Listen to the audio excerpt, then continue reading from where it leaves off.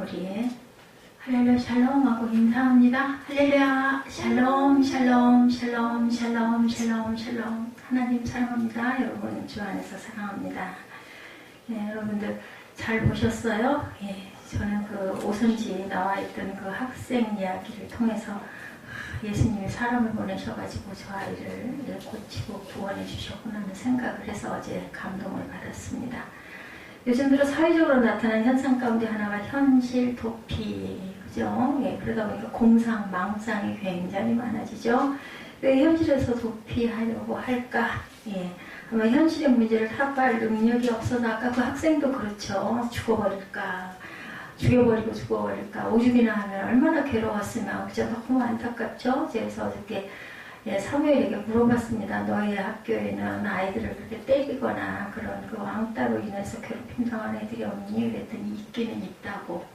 근데 너는 어떠니? 그러니까 저는 그런 거하고 상관이 없어요 하고 얘기를 하고요. 그런 애들은 어떤 애들이니? 그랬더니 왠지 모르게 좀 뭐랄까 믿게 구는 애들이 그런 애들 측에 속하는데 우리 학교는 별로 그런 게 많지 않아요. 그래서 다행이다 했습니다.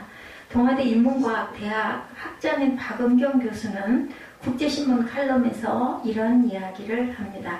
응답하라 시리즈와 외딴섬에서 하루 3끼를 해결하는 예능 프로그램이 대중의 폭발적인 관심을 받았다. 그 국제신문 칼럼에 써있는 내용입니다. 두 프로그램이 공통으로 현실 도피라는 코드와 맞물린다라는 생각에 팍팍한 우리 사회의 현실을 반영한 듯해서 애처롭다. 희망마저 보이지 않을 때는 비현실적인 대안으로 과거의 회귀를 꿈꾼다. 그러나 응답할 리 없는 과거에 대해 응답하라는 외침은 물질적 풍요는 없더라도 미래에 대한 희망이 지배했던 시대에 대한 동경으로 읽힌다. 희망을 잃었다는 것은 끊임없이 삶에서 느끼는 부족감 그리고 절망감 같은 것이죠.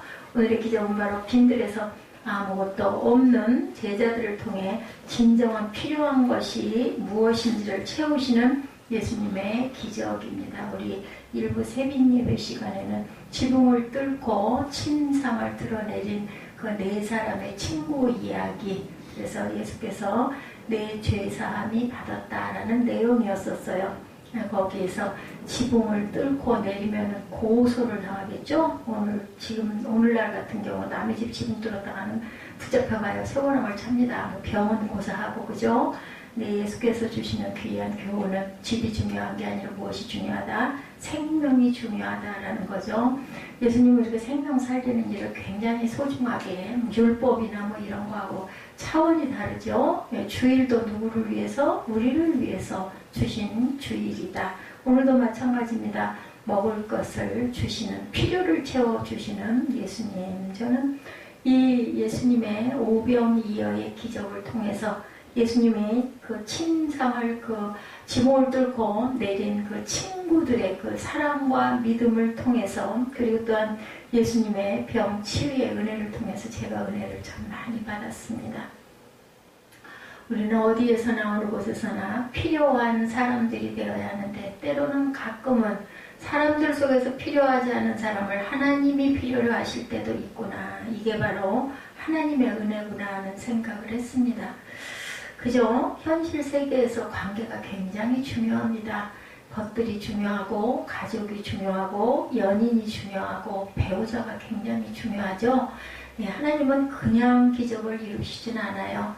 오병, 물고기 그 2마리와 보리떡 5개라는 것이 꼭 있어야 했을까요? 여러분들, 없다고 예수께서 기적을 행하셔서 5,000명을 먹일 그러한 떡을 만들지 못하셨을까요? 아니죠. 그런데도 하나님께서는 항상 사람을 통하여서 아까 그 왕따 당했던 친구처럼 이렇게 사람을 건지시는 기적의 역사를 항상 하십니다. 그런데 하나님의 섭리는 우리는 아무도 몰라요. 왜 그 아이에게만 그런 기적적인 사건이 일어났을까? 그것은 하나님과의 그 학생과의 관계였으리라고 저는 생각합니다.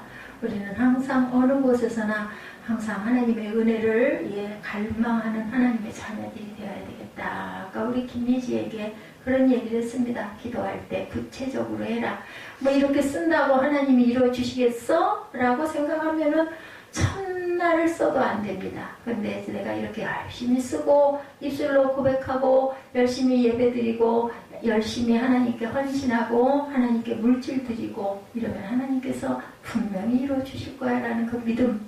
예, 침상을 지붕을 뚫고라도 예수님 앞에 가면 이 친구가 나을 거야 라는 그 믿음을 예수님께서 칭찬하시고 그 친구를 고쳐주셨을 뿐만 아니라 영혼도 치유해 주십니다. 예수를 만나는 것은 바로 영혼이 치유받는 부분이 가장 귀합니다. 병은 나았다가 또 들 수도 있죠. 그런데 우리가 생활 가운데서 항상 조심할 필요성은 항상 있습니다. 제가 하나님의 은혜를 받은 부분이 요즘에 참 하나님의 은혜를 많이 받으면서 느끼는 게 뭔가 하면요. 하나님께서는 고난 속에서 항상 소망과 희망을 주시고 고난이 오히려 복이 되게 해주신다는 것을 제가 귀하게 느낍니다.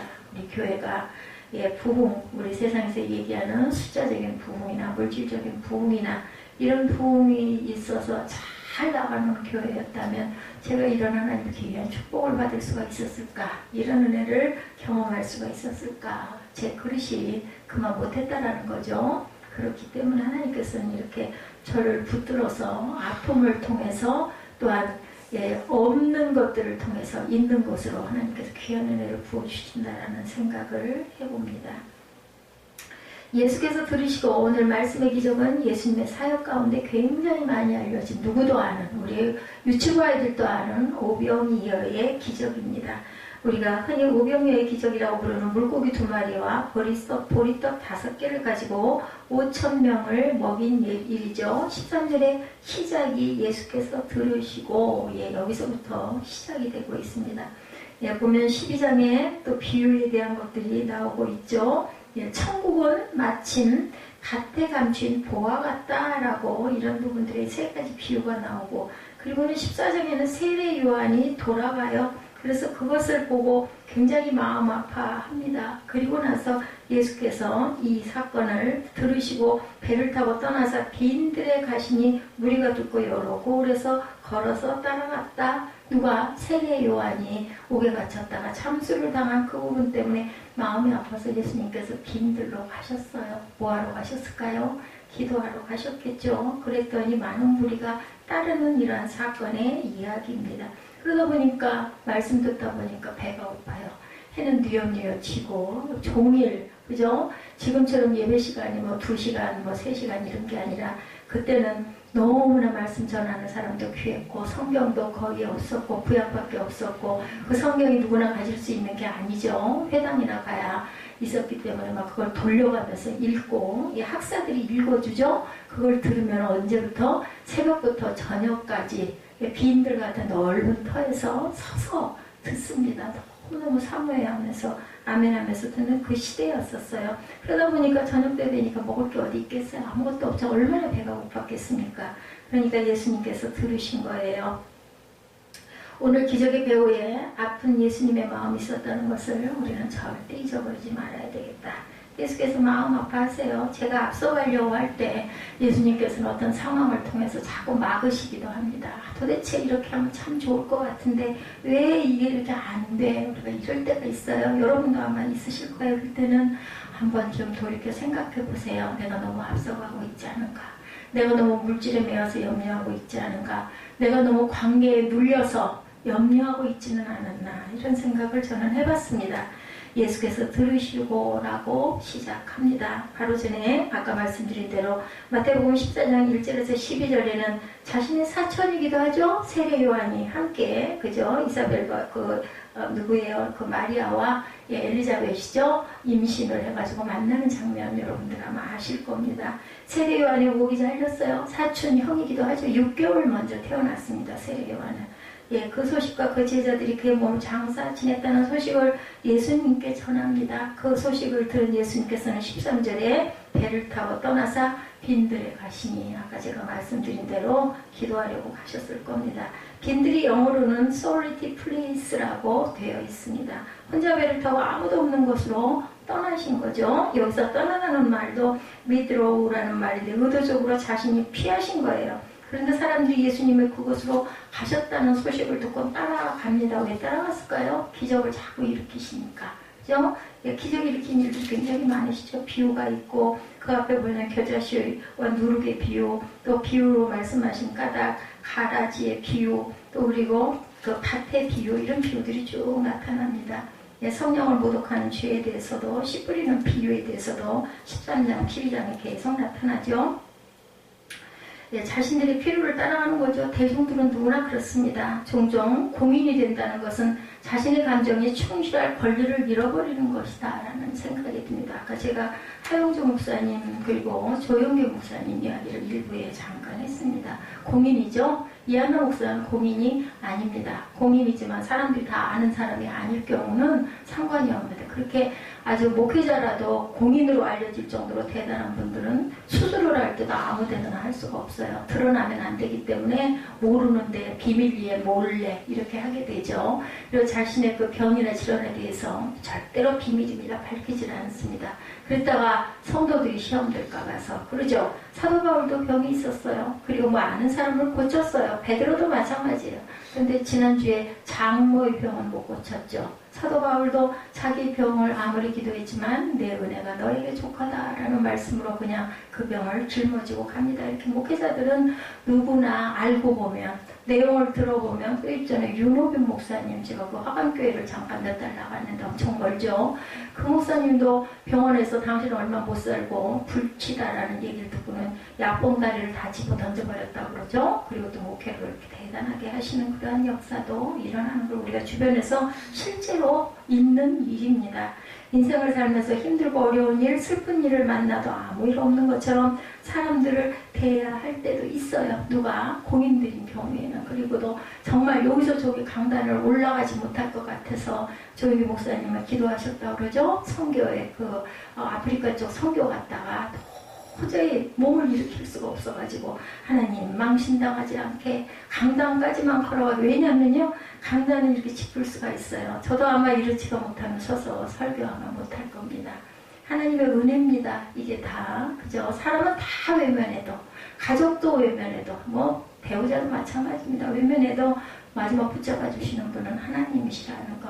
저는 제일 잘한 일이 어렸을 때, 꼬마 때 제 기억에 있기로는 8살 때부터 외할머니 치마꼬리 붙들고 교회 다니기 시작한 게 제일 잘한 일이었던 것 같습니다. 몰랐죠? 그냥 다녔어요.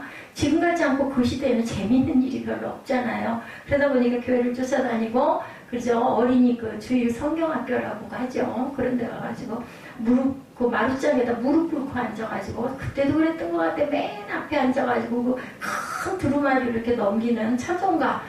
뭐 그 곡이 어디 있어요? 그냥 가사만 큰 먹지로 써놓은 그거 보고는 전도사님 따라서 열심히 찬송 불렀던 그 기억이 지금도 납니다.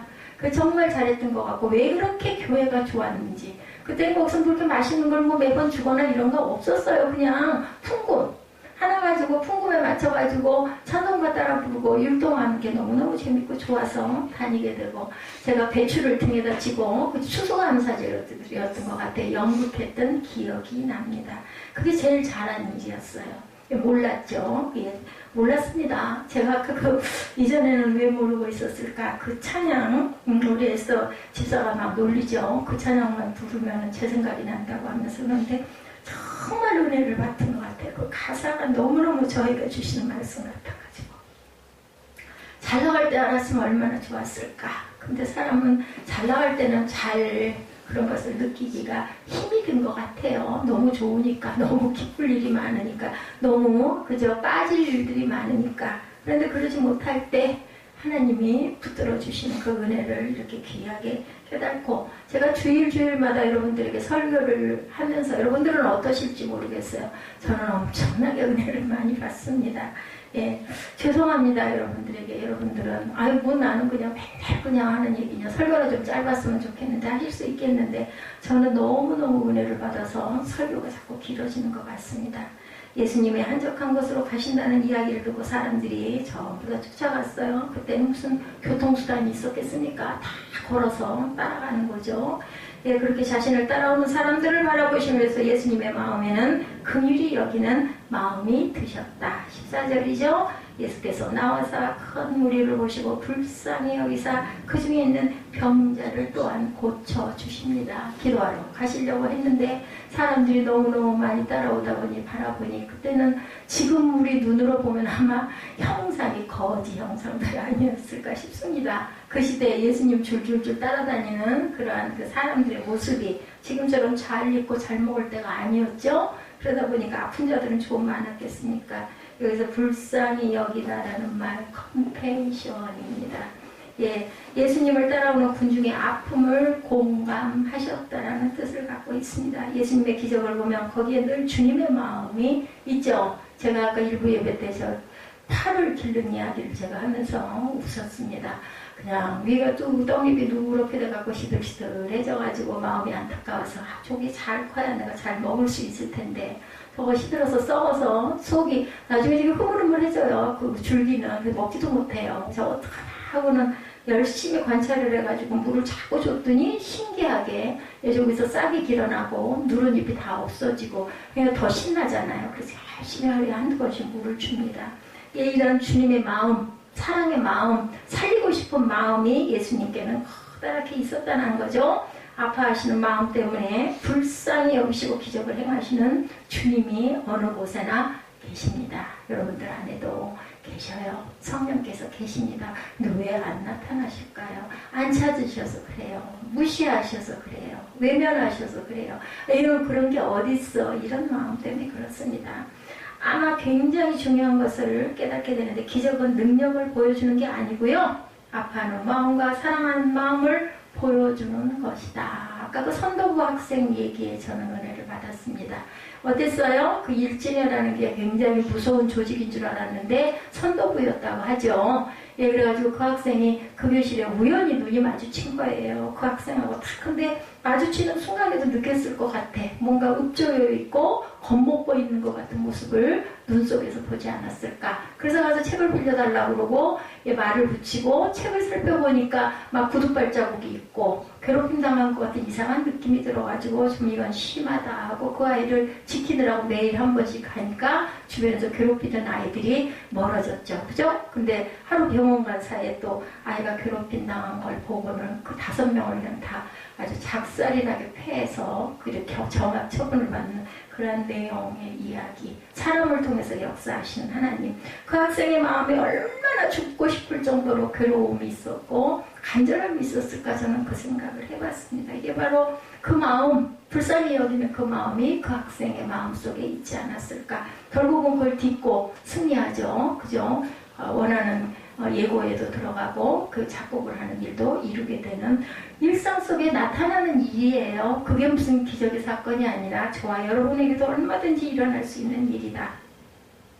그래서 기적이 일어난 곳에는 하나님의 마음이 있고 그 하나님의 마음으로 인해서 하나님의 영광이 드러납니다. 내가 잘해서가 아니라 운이 좋아서가 아니라 하나님께서 이루어 주셨구나라는 것을 깨달아 아는 사람에게는 하나님께 영광 돌리는 여러분들 아시죠? 문둥병자 10명 고쳐줬더니 9명은 신나라 하고 제사장한테 가버리고 나머지 1명만 제사장에 보이고 다시 돌아옵니다. 1명이 건짐을 받는 거죠. 영원히 건짐을 받습니다. 자, 예수님께서 공생애를 시작하시기 전 사탄의 시험에서 기적을 거부하셨던 이유가 무엇이었을까? 예, 돌을 들어서 빵을 만들라는 것은 하나님을 시험하는 것이고 높은 성전 꼭대기에서 뛰어내려오라는 것은 하나님과 관계없는 능력을 자랑하라는 것이고 사탄에게 절하는 것은 하나님을 부인하는 행동이기 때문에 예수님께서는 거절을 하셨죠. 기적을 이야기하고 기적을 구할 때마다 우리가 새겨야 할 마음에 어떤 그 준비가 있습니다. 그것이 하나님의 마음이 그것에 있는가, 그 사건에 그 일에 있는가라는 것을 우리가 항상 생각해 봐야 되겠다. 우리 인생에서 곤란한 상황을 만나고 그 상황을 우리 힘으로 해결할 방법이 없고 그 상황을 바라보신 하나님의 안타까운 마음이 있다면 기적이 일어나는 최적의 조건이 형성이 됩니다. 본문 15절입니다. 예수님의 한적한 곳으로 사람들을 피워하던 그 장소로 사람들이 모여들죠. 15절에 뭐라고 그래요? 저녁이 되면 제자들이 이르되 이곳은 빈들이요 때도 이미 저물었으니 무리를 보내어 마을에 들어가 먹을 것을 먹게 하소서. 그러죠. 예수님의 능력으로 병 고침을 받는 일이 일어납니다. 그곳에서. 그죠? 문제는 사람이 떡으로만 사는 것이 아닌데 떡이 필요한 존재들인 거 맞습니다. 배고프잖아요. 저녁 때가 됐으니 병원 고치받았는데.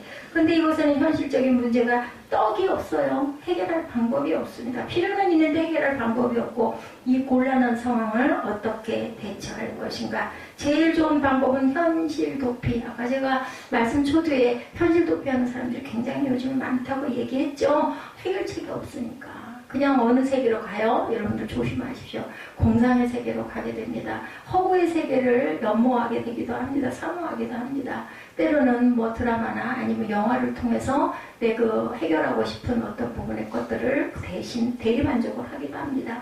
이 상황에서 제자들이 제시한 방법은 해결책이 아니라 도피책이었다. 마을로 내려가서 먹을 것을 먹고 오게 합시다 라는 거죠. 도피책입니다. 사람들을 다 버리어 마을에서 음식을 사 먹도록 하자는 거죠. 문제는 이곳에서의 예수님의 사역이 아직 끝나지 않았다는 것이 문제였습니다. 마태복음에는 생략되어 있지만 평행본문인 요한복음 6장에는 예수께서 오병이어의 기적을 행하신 이유가 명백하게 나와 있습니다. 이 기적 이후에 행하신 설교죠. 예수님이 이 기적을 행하신 후에 바다 건너편으로 가셨고 그곳에 또한 사람들이 찾아오죠. 그래서 예수께서 이렇게 말씀합니다. 요한복음 6장 26절입니다. 우리 한번 찾아서 함께 읽어보실까요? 요한복음 6장 26절 27절입니다. 예수께서 대답하여 이르시되 내가 진실로 진실로 너희에게 이르노니 너희가 나를 찾는 것은 표적을 본 까닭이 아니요 떡을 먹고 배부른 까닭이로다. 썩을 양식을 위하여 이르지 말고 영생하도록 있는 양식을 위하여 하라. 이 양식은 인자가 너희에게 주리니 인자는 아버지 하나님께서 인치신 자니라. 뭐예요? 인치신 자들에게는 양식을 주겠다라고 말씀하십니다. 떡을 만들어 주셨지만 예수님이 이 땅에 오신 것은 육신의 양식을 위해서가 아니라 영생하도록 있는 양식을 위하여 자신을 내어 주시겠다라는 말씀을 전하셔야 할 일이 남아 있었다입니다. 사역이 있었기 때문에 그들을 마을로 내려가서 먹고 그냥 뿔뿔이 흩어지게 해서는 안 될 사명이 있었다라는 거죠. 우리 인생에서 곤란한 상황을 만났을 때 우리가 그 현실을 피해가는 것이 아니라 해결해야 할 때 그 상황을 바꾸신 하나님 뜻이 어디 있는지를 우리가 기도하고 물을 줄 알아야 되겠다라는 거죠. 예, 라스트로베르의 불변의 소망이라는 그 두란노에서 나온 그 책에 이런 이야기가 나옵니다. 나는 초신자 시절 당시 교인들의 질문 카드에 답하는 일에 자원했다. 이렇게 쓰입니다. 어느 주일 12살짜리 여자애가 단순히 예수님에 관해 더 알고 싶다는 내용의 카드를 제출했다. 그리고 나중에 내게 전화를 걸어 저녁 식사에 초대했다. 사모님과 함께 와주실 수 있으세요? 저희 아빠와 함께 얘기를 좀 해주셨으면 좋겠어요. 이런 일이 있었다고 합니다. 그래서 이분은 거기에 그 초대에 응해서 갔습니다. 아내와 함께 그 가족의 집에 도착해서 거실 탁자 위에 수북히 쌓여있는 책들을 보고 뭔가 불길한 예감이 들었다고 합니다. 하나같이 기독교 비판자들이 쓴 책들이 잔뜩 쌓여 있었다고 그래요. 그 여학생의 아버지는 오랫동안 기독교의 맹점을 연구해온 학자였었어요. 여학생의 아버지는 피자와 음료수를 앞에 두고 밤중까지 질문을 퍼부었고 나는 대부분 질문에 제대로 답변할 수가 없었다. 라스트로벨리의 불변의 소망이라는 책 내용이에요. 제가 지금 말씀드리는 게 몇몇 질문은 내 마음을 송두리째 되흔들고 마침내 이렇게 말했다고 합니다. 그분께서는 주신 질문에 제가 다 답변해 드릴 수는 없지만 선생님이 아무리 애를 쓰셔도 기독교의 기초를 무너뜨릴 만큼 결정적인 흠을 찾아낼 수 없다고 생각합니다. 선생님께 드릴 좋은 답이 저는 있다고 자신합니다. 제가 좀 더 조사해 오겠습니다. 라고 의심을 품고 집에 돌아온 그는 그때부터 새로운 영역을 파헤치기 시작을 했고 만족할 만한 답들을 발견했다고 합니다. 덕분에 기독교에 대한 확신은 오히려 더 그분은 그 저자는 더 굳어졌다. 지금 나는 이런 종류의 질문을 전보다 더 잘 다루게 되었다. 그 이후로 이런 사람들의 질문에 아주 적절한 답을 할 수 있었다는 거죠. 곤란한 상황이 우리를 성장하게 한다는 것, 그리고 우리를 사명의 자리로 인도하도록 살아간다는 것이 정말 중요하다. 그 곤란한 질문들, 그것을 우리가 짜증만 내고 재수없어 할 게 아니라 그 부분으로 인하여서 오히려 거기에 적절하게 대응할 수 있는 공부를 우리가 할 수 있고 얼마든지 대응할 수 있는 그런 사람이 되었을 때 나중에 사람을 변화시키는 귀한 제목이 될 수 있다는 거죠. 오늘의 기적은 예수님의 도전적인 명령에서 시작되고 있습니다. 현실에서 도피하고자 하는 제자들에게 현실을 직시하고 문제를 해결하도록 도전하고 계신 문장이죠. 16절에서 18절입니다. 오늘 본문이죠. 예수께서 이르시되 갈 것 없다 너희가 먹을 것을 주라. 제자들이 이르되 여기 우리에게 있는 것은 떡 5개와 물고기 2마리뿐입니다. 이르시되 그것을 내게 가져오라 하시고, 여러분들 5,000명 정도 앉아있는데 떡 5개와 물고기 2마리만 있었겠습니까? 여러분들 어떻게 생각하십니까? 아니었을 거예요. 나 먹어야지 하고 몰래 감춰두고 내놓지 않은 어른들도 많이 있었을 거예요. 아이가 도시락을 들고 온 건 어떤 마음이에요? 사랑의 마음, 순종의 마음, 순수한 마음, 그죠? 그런 마음으로 그 도시락을 애가 내놓은 거예요. 애가. 그죠? 아이 같은 신앙, 아이 같은 믿음을 가져야 천국에 들어간다는 것을 여러분들 여기서 느끼시기 바랍니다. 현실적으로 제자들이 해결할 수 있는 문제가 아니었죠? 현실적으로 제자들이 가진 것은 떡 5개와 물고기 내놓은 건 그거밖에 없었으니까. 그런데 현실을 기적으로 만드는 중요한 공식이 존재하는데 우리가 가진 현실을 포기하시지만 그것을 가지고 오라는 거예요. 기적은 우연이 아니라 의도적 사건이기도 하다라는 거죠. 우리에게 무언가를 묻거나 예수께서 명령하셨을 때는 이유가 있어요. 한적한 곳에서 말씀을 마치고 사람을 돌려보내도 될 일인데 굳이 이곳에서 사람들을 먹이라고 명령하시는 불합리한 상황이 아까 읽었죠. 함께 요한복음. 예, 이런 의도를 갖고 있었다. 하나님께서 행하시는 일들은 아주 불합리한 명령을 통해 드러납니다. 사람들의 시선으로 사람들의 생각으로 우리의 생각은 도대체 왜 그걸 꼭 그렇게 해야 돼? 말도 안 되는 일이야? 이런 일들은 하나님은 그걸 통해서 역사하신다. 그러니까 뭐예요? 믿음. 어떤 믿음? 아주 어리석을 정도로 순종하는 믿음이 있어야 된다. 내 생각, 내 사고, 내 의견, 내 그 명철한 그 뇌리, 그 해석, 아니면 또 내 경험, 내 지식, 이런 것들 들이댔다가는 구원을 받지 못합니다. 여러분들 그거 명심하시기 바랍니다. 그래서 좀 똑똑해 보이고 먹물 들어있어 보임직한 사람들이 은혜를 빨리 못 받는다고 하죠. 내 방식으로 하려고 하기 때문에. 좋은 말씀은 좋은 말씀인데 그건 그거고 사는 건 사는 거지 뭘 그걸 어떻게 거기다가 접목을 시켜갖고 매번 응답을 받아? 이런 생각을 하는 사람이 많죠. 그래서 우리 삶에 불합리한 명령이 들어올 때는 왜? 라고 묻는 게 아니라 어떻게? 라고 물어야 한다는 거죠. 도대체 왜 해야 돼? 그게 그럼 어떻게 할까요? 이것을 질문할 줄 알아야 된다. 왜라는 물으면 어떻게를 통해 드러납니다. 어떻게 할까요? 했을 때 거기에 답이 왜라는 부분이 해결이 된다는 거죠. 이런 판단적인 기적도 있지만 하나님께서는 이스라엘 백성을 아까 제가 기도할 때 말씀드렸지만 백성을 출애굽하는 과정이 여러분들 아시죠?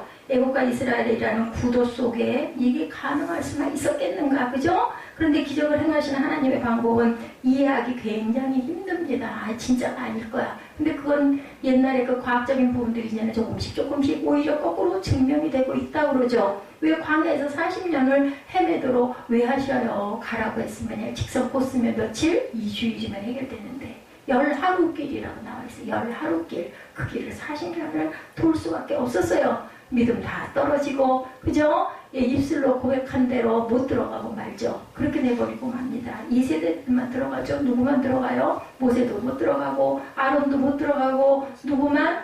그죠? 여호수아하고 칼렙만 그곳을 들어가죠. 광야의 시간 동안 많은 기적이 일어났지만 그런 기적이 없이 일주일 정도의 가나안으로 가게 하셨으면 얼마나 좋아요. 도대체 왜 아담과 이브는 만들어 놓고 뱀은 왜 만들고 선악과는 왜 만들었어? 믿음이 없는 사람들이 이런 질문을 많이 아예 없었으면 좋잖아. 그럼 에덴 동산을 그냥 다들 같이 잘 살면 될 거지. 왜 그걸 만들어가지고 죄를 짓게 하고 쫓겨나게 하고 사탄을 왜 만들어 놓고 우리가 이런 얘기를 많이 합니다. 중요한 것은 광야에 들어서는 순간 구름기둥과 불기둥의 안내를 받아 광야에 깊숙이 들어가는 순간 왜라는 물음은 필요하지가 않아요. 어떻게 순종할까요? 내가 어떻게 이 광야를 할까요가 중요하다는 거. 왜 가야 합니까? 라는 사람들은 모두 다 낙오가 돼서 못 들어가고 죽습니다. 묻혀서. 그렇기 때문에 여러분들 어떻게를 늘 생각하시기 바랍니다. 어떻게 통과를 할까? 하나님과 동행하는 것이 답이죠. 그죠? 어떻게 가요? 내 혼자 힘으로 나는 도저히 못해.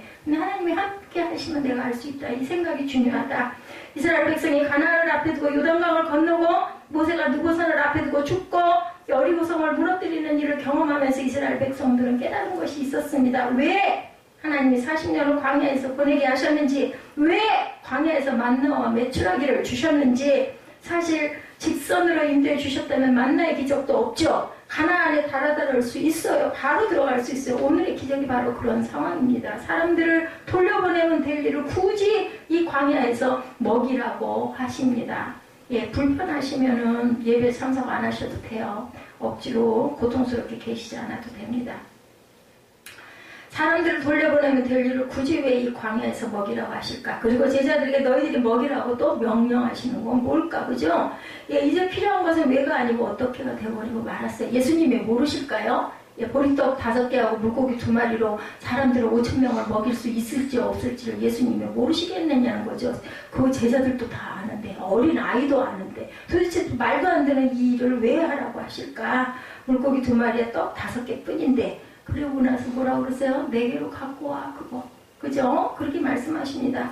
왜 예수께서 빈들에서 사람을 먹이셨는지는 그들은 나중에 깨달았습니다. 주님께서 기적을 행하시는 방법은 제자들이 가진 것을 가지고 예수께 가져와 기도하셨다는 거죠. 19절입니다. 무리를 명하여 잔디 위에 앉히시고 떡 5개와 물고기 2마리를 가지사 하늘을 우러러 축사하시고 떡을 떼어 제자들에게 주심에 제자들이 무리에게 주니.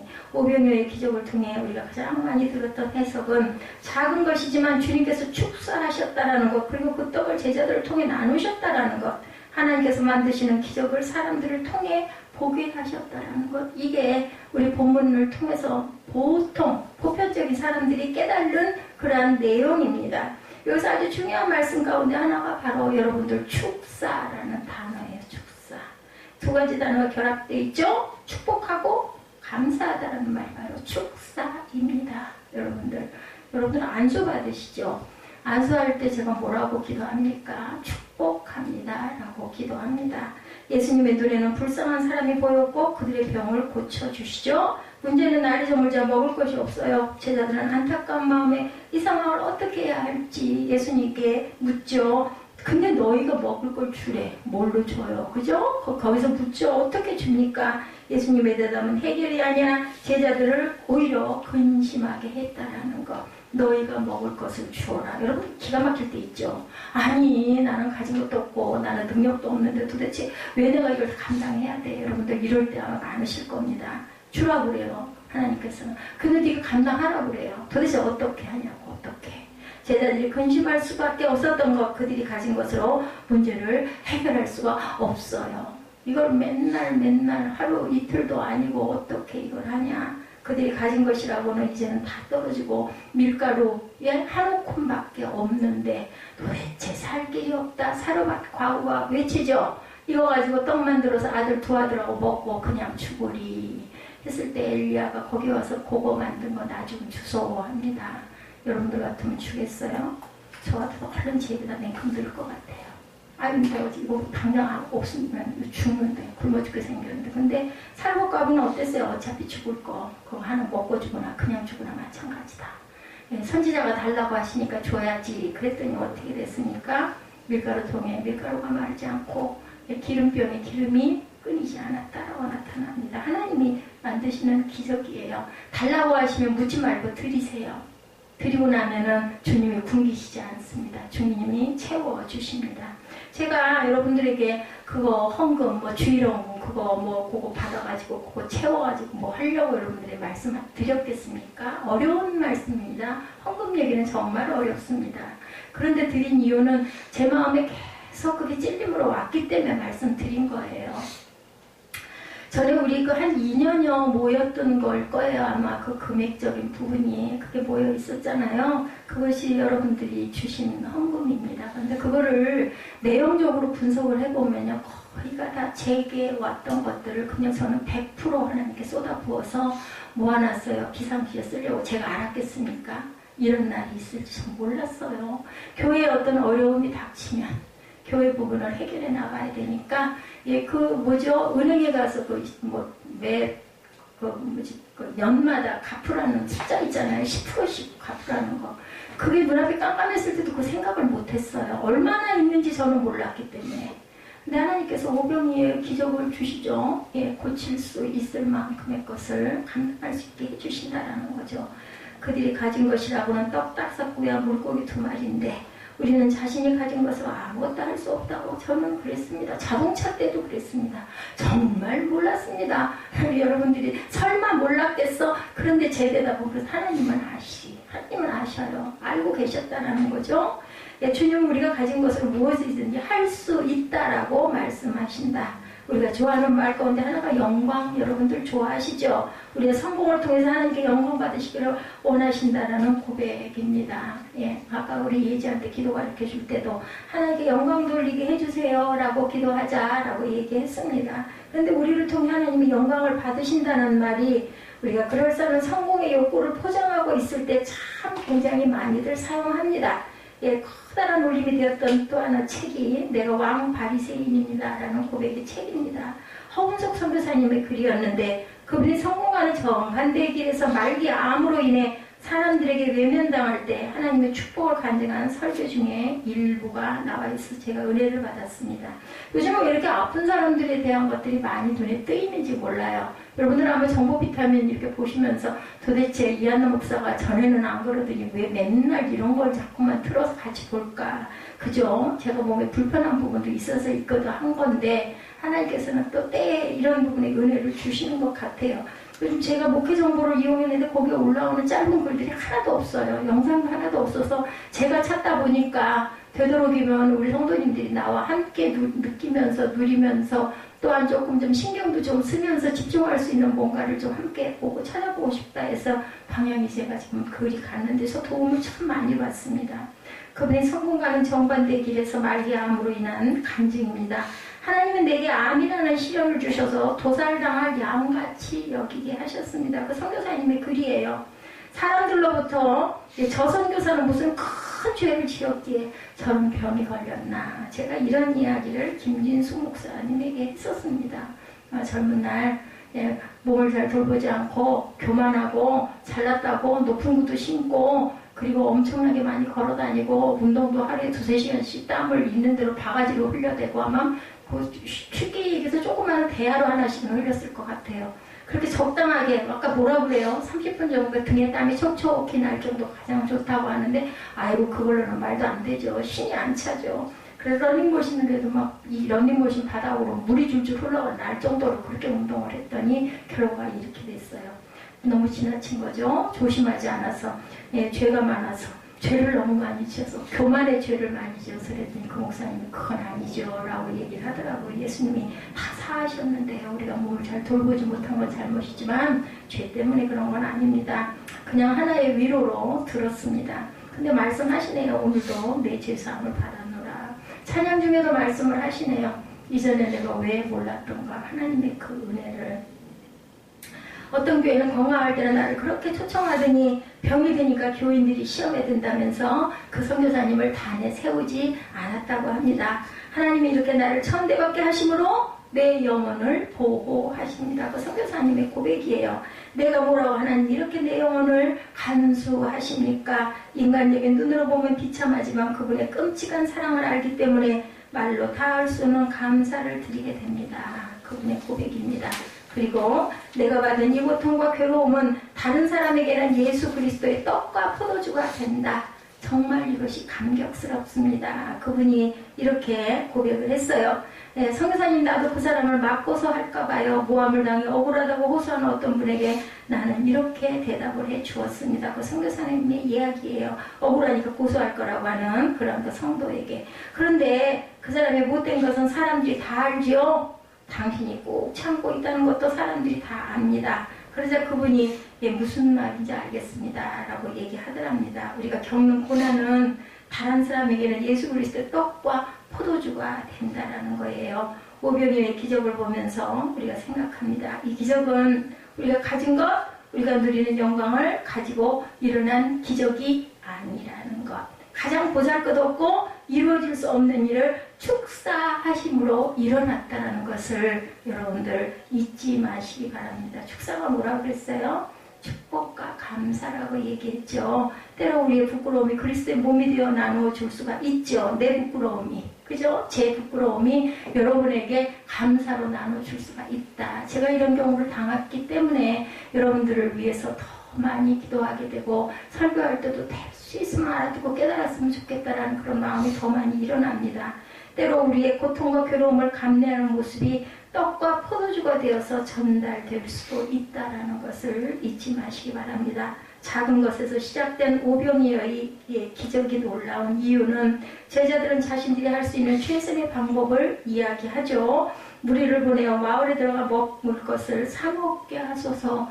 이 많은 사람을 빌립이 뭐라고 그래요? 이 많은 사람 먹이려면 최소한 200데나리온의 돈이 듭니다 라고도 얘기하죠. 그건 뭐예요? 지식적인 얘기예요. 예, 세상에서의 기준으로 얘기를 합니다. 근데 예수님에게 그런 게 필요가 없었다라는 거죠. 제자들처럼 우리는 늘 우리의 최선을 말할 때가 있습니다. 제가 이번에 최선책을 광고하다가 그죠? 예, 소나기를 맞았지 않습니까? 가까운 곳에 돈도 반밖에 안 드는데 내가 모르게 이 주변에 있는 사람들 힘들지 않게 고생하시길 좋은 생각이었어요. 결국 그건 안 되는 거였다는 거죠. 한 번만 시도를 한 게 아니라 돌아와서도 계속 2차, 3차 시도를 했지만 그것을 계속 걸리더라고요. 결국 깨닫는 것은 하나님의 방법으로 하나님이 하시겠지. 사람이 노력하고 사람이 앞서가서 될 일은 없구나. 뭐 그거 뭐 어렵겠어요. 다른 사람 같으면 쉽게 될 일인데. 근데 안 되더라는 거죠. 이 안나한테는. 그래서 우리의 해결책이란 늘 우리의 소유에 근거할 뿐이다. 늘 그래요. 나 가진 것이 요것밖에 없는데 요거 다 쓰면 안 되니까 요걸로 요만큼만 갖고 해결하고 요건 조금 남겨놓는 게 좋지 않을까? 우리의 생각이죠. 예, 우리는 문제를 해결하기보다는 결국은 어떻게 돼요? 내가 이렇게 가난해서 내가 이렇게 가진 게 없어서 나를 돕는 이들이 이렇게 능력 있고 힘센 사람이 나를 보호하는 보호자가 없어서 이 생각으로 이 안나는 한탄을 하게 된다는 거죠. 제자들이 제시한 방법은 해결책이 아니라 신세 한탄이고 하소연이었다. 예수님은 제자들의 하소연을 듣고는 그것을 이리 갖고 와라 얘기를 했다라는 거예요. 중요한 것은 하찮은 제자들의 소유를 예수께서 축복하셨다는 겁니다. 이 안나의 문제 가운데 계신 하나님께서는 항상 미리미리 예비하고 계셨는데 담낭도 일찍 떼어내 주셨는데 그것도 모르고 그것을 떼겠다고 열심히 병원 다니고 진단받고 그죠? 검사하고 얼마나 미련하고 어리석어요. 내 몸속에 있는 장기가 있는지 없는지 아무리 기가 막힌 의학이 발달돼서 그걸 들여다봐도 그게 떼내가지고 뭐 클립을 갖다가 만들어 놓은 건지 돌인지도 분별이 안 되는 아직까지도 그런 세상이라는 거죠. 하나님 말하시는 거죠. 예수님이 축복하시자 제자들의 소유가 아닌 하나님의 축복이 이루어지는 게 바로 오병이어의 축복이었다. 참으로 감사한 것은 예수님이 축복한 것을 다시 제자들에게 주시며 그것을 나누어 주라고 하신 사건입니다. 우리는 인생에서 아주 중요한 것을 깨닫게 되는데 하찮은 우리 인생도 주님이 축복하시면 위대하게 쓰일 수 있고 주님은 우리를 뭘로? 도구로 사용하신다라는 놀라운 사실이죠. 늘 생각하고 깨닫는데요. 하나님께서 우리를 사용하시는 것은 여러분들 자격이 아니에요. 제가 뭐 특별한 믿음이 있고 특별한 능력이 있어서 저에게 그런 기적을 자꾸 느끼고 나타나게 해주시는 것이 아니라는 거죠. 하나님께서 우리를 사용하시기 때문에 자격 있는 사람이 되는 것이고 우리가 종종 착각하는 위대한 기도도 역시 마찬가지죠. 하나님께 저를 드립니다. 저를 사용하세요 라는 기도가 위대할 수 있는 것은 우리의 자격이 충분하거나 그만한 가치가 있는 게 아니라 하나님이 우리를 사랑하시고 가치 있게 여겨주셨기 때문이다. 나를 바라보시고 있기 때문이다 라는 겁니다. 내가 자격이 있어서가 아니라 예수께서 빈들에서 굶주린 5,000명이 넘는 사람을 우리에게 먹이라고 하신 것 그죠? 아무리 생각해도 자격 없는 제자들에게는 말도 안 됩니다. 아무리 생각해도 제자들의 능력으로는 될 수 있는 일도 아닌데 작고 부족한 보리떡 5개와 물고기 2마리를 예수께서는 귀하게 여기셨죠. 오병이어가 충분한 능력이 아니라 그것을 보시고 감사하시고 축복하신 것이 위대한 능력이었다. 요한복음 6장에는 한 어린아이가 가져온 것으로 되어 있지만 여기는 누굴 것인지 나타나지 않습니다. 하지만 그것을 가지시고 하늘을 우러러 기도하셨다는 게 중요합니다. 예수께서 하늘 우러러 기도하셨을 때 기적이 일어납니다. 제가 여러분들이 주신 헌금을 가지고 축복을 합니다. 항상 물질 위에 축복하여 주옵소서, 물질로 인하여 공고함 받지 않게 하나님 지켜주시옵소서라고 저는 기도합니다. 제가 이 자리에서 여러분들에게 고백합니다. 저를 위해서 10,000원이 넘는 돈을 덜커덕 써본 일이 거의 없습니다. 너무너무 귀해서. 예, 그걸, 예, 우리 그 사무엘이, 철없는 사무엘이 잘못을 하는 것으로 인해서 지금 헌금이 빈 봉투로 올라오다 보니까 제가 마음이 너무 안타까운 거예요. 그래서 그 안타까운 마음을 여러분에게 말씀을 드린 겁니다. 얼마 전까지 저는 11조 봉투도 빈 봉투 올리는 게 정말 너무너무 안타까워서 그 하나의 의식일 수밖에 없는, 똑같은데. 그죠? 계좌로. 다른 교회들은 다 그렇게 하는 교회들이 너무너무 많은데도 저는 마음이 그랬어요. 여기는 새생명 세빛교회고요. 하나님이 저를 세우셨습니다. 그렇기 때문에 저는 제가 받은 은혜들을 여러분들에게 전달할 수밖에 없어요. 그게 아무리 미련한 방법이라 할지라도. 예, 그렇지만 또 어떤 부분에 편리를 또 안 따라갈 수가 없어서 제가 꺾여서 지금은 그냥 계좌로 들어오는 것도 감사하고 축복을 합니다. 근데 정확하고 분명한 거는요, 제가 그 봉투를 들고 직접 축복을 할 때는 봉투가 직접 들어있을 때도 축복을 더 열심히 당연히 했는데 그게 아니다 보니까 올리는 분도 축복을 하는 목사도 그게 잘 안 되고 빠질 때가 많더라는 거죠. 이게 중요한 원리입니다. 우리 아이에게 제가 그 헌금을 넣지 못하는 그걸 내가 중간에서 막고 있구나 싶어가지고 그걸 여러 번 생각을 하다가 용돈에서 너 10,000원 주면 10,000원에서 2,000원씩은 꼭 무조건 띄어서 이거 안 하면 내가 용돈을 안 주겠다라는 이야기를 했습니다. 왜냐하면 습관을 들려줘야 되잖아요. 제가 언제까지나 제 옆에 있을 수가 없기 때문에 여러분들 깊이 느끼시고 나름대로 이 부분이 맞구나. 우리 예전엔 정말 착해요. 그런 부분으로. 아마 싫을 때도 많았을 거예요. 아까울 때도 많았을 거예요. 쓸 때가 얼마나 많겠어요. 아니면 저축하고 싶은 마음이 들 때도 또 있었을 거예요. 근데 정말 상을 주고 싶을 정도로 심을 줄을 정확하게 하는 걸 보면서 우리 예전은 정말 잘 심어졌구나. 어린 날부터 그저 싫든 좋든 예, 그렇게 꾸준하게 따라온 그게 정말 감사하다. 외부에 있는 많은 아이들을 제가 기르지 못하고 양육하지 못했다 할지라도 어떤 교회는 성인 성도가 하나도 없고 아이들 몇 명만 놓고도 그걸 예배를 드리고 아이들을 그렇게 열심히 섬기고 먹이고 한다라는 얘기를 제가 전해 들었습니다. 근데 당신의 아이들에게는 무지무지하게 엄하게 군다고 하더라고요. 근데 아주 오는 아이들에게는 그렇게 목사님의 배같이 남자분인데도 살갑게 군다. 어떻게 그럴 수가 있을까? 자기 아이에게 더 잘해야 할 텐데. 근데 그렇게 될 수밖에 없더라고요. 저도 해보니까. 그죠? 아이들은 꼭 와야 되니까. 한 가정에서 3명씩 오니 얼마나 그 아이들이 귀하겠어요. 그래서 점심을 먹이고 본인은 보내는 게 정말 거의 없는데 추수감사절, 부활절, 크리스마스 때만 10,000원씩 보내고 연극한다고 그러면 가서 참석은 해서 참석하고 시커 먹고만 돌아오지 드리는 게 없는데 너무너무 감사하다는 이야기를 들었습니다. 하나님의 나라는 줘야 돼요. 교회는 주는 교회가 돼야 됩니다. 하찮은 것이 하나님의 영광을 위해서 쓰임받는 것은 주님께서 하늘을 우러러 감사하시고 축복했다라는 것 잊지 마시기 바랍니다. 오병이어가 주님의 손에 들려질 때 감사와 축복이 일어납니다. 우리 인생의 해결책은 우리가 가진 것을 가지고 해결하려고 하지만 계산이 나오질 않습니다. 무슨 일이 일어날 줄은 아무도 몰라요. 특별히 사명자로 살아가는 우리를 절망하게 하는 것 아무리 생각해도 우리에게는 능력이 없는데 너희가 하라. 조용히 목사님이 그러시더라고요. 나는 능력이 없습니다. 근데 하나님이 하십니다. 기도했을 때 내 병은 안 고쳐지는데 지금도 병으로 고생하시죠. 그런데 성도들 가운데서는 하나님의 영광이 막 일어나니까 그렇게 유명해지신 거죠. 중요한 것은 우리가 가진 것에 대한 한계를 가지고 하소연하는 게 아니라 한계를 가지고 주님께 나오는 게 중요하다. 나 이것뿐인데요. 나 이것밖에 안 되는 하나님 어떻게 하울까 하고 우리가 나오는 게 중요하다.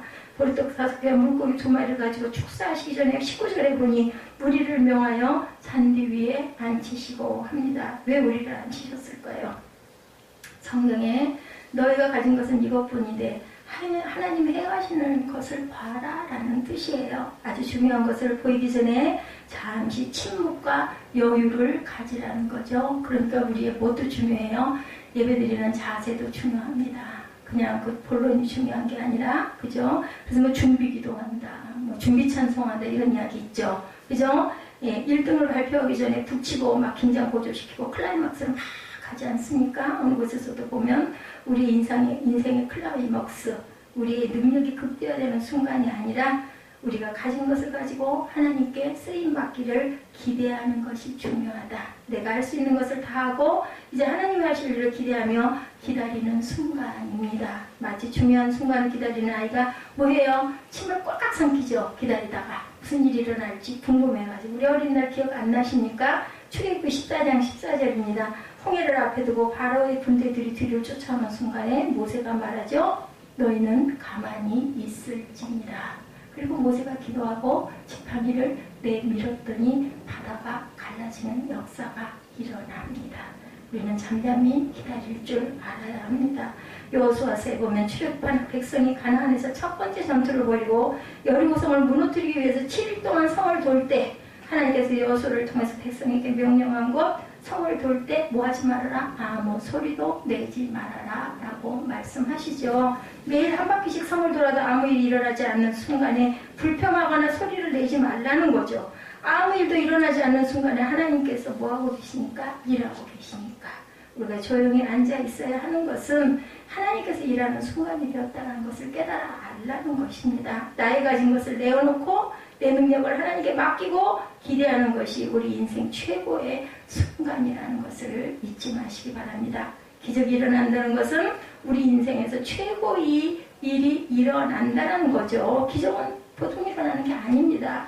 될 수 있는 일이 일어나는 건 기적이 아닙니다. 주님 나는 아무것도 아닙니다라고 고백하는 순간 우리는 아무것도 아닌 것이 아니에요. 세상에서는 나는 아무것도 아니다 그러면 패자예요. 나는 아무것도 아니다 능력이 없는 자예요. 근데 하나님께 나는 아무것도 아닙니다 라고 하는 순간 하나님께서 일하심으로 나를 높여주신다라는 거죠. 그래서 네가 죽으면 생명을 버리면 살리라 라는 말씀을 하신 거죠. 하나님의 능력이 가장 명확하게 드러나는 때는 우리의 부족한 순간이라는 거. 제가 사면이 꽉꽉 막혔다고 늘 얘기합니다. 뚫린 곳은 한 곳, 하늘밖에 없어요. 밑으로 내려가면 죽어요. 그죠? 예, 사망입니다. 그러니까 뚫린 곳 바라보고 기도할 수밖에 없죠. 하늘 쳐다보고 입 벌리고 있을 수밖에 없는 상황이 됐을 때 하나님께서는 은혜를 베풀어 주신다라는 거죠. 조영기 목사님과 하영재 목사님 대화 중에 두 분 다 건강의 문제를 가지고 계셨어요. 한 목사님이 조 목사님에게 묻습니다. 조 목사님도 그런 말씀을 많이 들으셨을 것 같아요. 다른 사람은 고치면서 당신은 왜 못 고치십니까? 그랬더니 조 목사님이 대답합니다. 예, 나는 그렇게 하진 않지만 옛날에 많은 병자를 위해 기도하고 나서 하나님 저도요 라고 기도했다고 합니다. 하나님 저도요. 좀 고쳐주시옵소서 하고 병든 사람이 너무 고통스러워하니까 불쌍해서 기도합니다. 제가 은사가 있어서가 아닙니다. 아까 말씀드린 내용이죠. 2002년 아프리카 집회 때 사람들이 스타디움을 가득 메우고 대통령, 강요들이 도착했는데 도저히 일어날 수가 없는 거예요. 일어설 수가 없는 거예요. 예, 주님 일어나 강단으로 갈 수 없는데 누구에게 말할 수도 없고 누가 부축해줘야 나갈 수 있겠는데 이번만 설교하고도 죽어도 좋으니까 창피 안 당하게 하나님 영광 가리지 않게 하옵소서라고 기도하셨다고 그래요. 그리고 겨우 일어나 걸어나갔는데 설교를 시작하니까 성령님이 힘을 주셔서 아까 말씀드렸죠. 설교 도중에 쓰러질 것 같은 생각이 자꾸 들면서도 설교를 마쳤는데 병자들을 위해 기도하는데 많은 사람이 나았다고 합니다. 그래서 속으로 하나님께 기도했대요. 하나님 저도요. 저 많은 사람이 기도를 했는데 저는 왜 안 났습니까? 이렇게 질문했다고 합니다. 하영주 목사님도 똑같이 암 발견하고 수술할 때 서울에서 수술을 받으면 소음이 날 것 같아가지고 지방에 가서 수술을 받았다. 주일마다 조영희 목사님 번지 점프를 하는 것 같습니다. 제가 말씀에 묶여있다고 생각하고 번지 점프를 합니다. 하나님께서 줄을 잡아 주시지 않는다면 그냥 떨어져 죽고 말 것입니다. 이런 고백들을 이 두 분이 서로 하시는 내용을 제가 은혜를 받았습니다. 예, 금식 기도를 조 목사님은 못하셨대요. 사흘만 하면 쓰러져서 기함을 하기 때문에 그때 최자진 목사님이 대신 금식 기도를 그렇게 여러 번 해주셨다. 여러분, 고기 2마리와 보리떡 5개가 기적의 매개체가 되는 것, 예, 다는 아니지만 하영주 목사님과 조용기 목사님 마음 저도 이해할 것 같습니다. 공중에 줄 하나를 붙들고 사는 심정으로 강단에 서야 했을 때가 여러분 이분들에게도 많았던 것처럼 저도 마찬가지예요.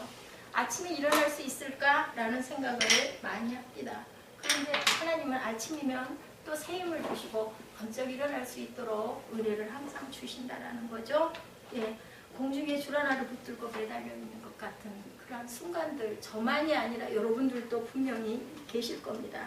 기적은 신학적 지식과 관계 있는 게 아니라 하나님을 향한 간절한 마음이 있습니다. 그렇기 때문에 우리는 하나님을 향한 간절한 마음을 가졌을 때 하나님께서 나를 위해 대신해서 축사해 주시고 우리가 원하는 것들을 손에 쥘 수 있도록 해주신다. 여러분들 이제 1년이 다 갔어요. 예, 저희들 그 기록표 가지고 여러분들 계시죠? 예지 그 말씀이죠. 시편 37편 5절입니다. 내 길을 야훼께 맡기라. 그를 의지하면 그가 이루신다라고 말씀을 하셨어요. 연초에 예지가 그 학교를 그렇게 원하고 가게 될 줄 여러분들 아셨습니까? 모르셨죠? 중간에 예지의 길이 정해졌는데 저는 왠지는 모르겠는데요. 초기부터 그 얘기를 제가 에스더한테 했던 기억이 납니다. 예지가 교회에서 예배를 드리면서 영상을 많이 보다 보니까 그런 부분에 소망이 생긴 걸로 나는 참 마음에 많이 옵니다. 라는 얘기를 제가 한 번 한 적이 있었어요. 그래서 하나님께서 길을 인도해 주셨다라면 뭐 하면 하나님께 의지하고 하나님께 구하면 하나님께서 분명히 이루어 주실 겁니다. 중요한 건 뭐예요? 맡기는 게 중요하다. 이한나가 이한나를 하나님께 맡길 때 하나님께서 치료해 주시고 감당할 만한 시험을 주심으로 오히려 더 큰 은혜를 받는 것처럼 예, 우리 예지도 우리 성도님들도 본인들의 각각의 문제들이 있으시죠. 누구나 다 있습니다. 대단한 사람이나 비천한 사람이 똑같습니다.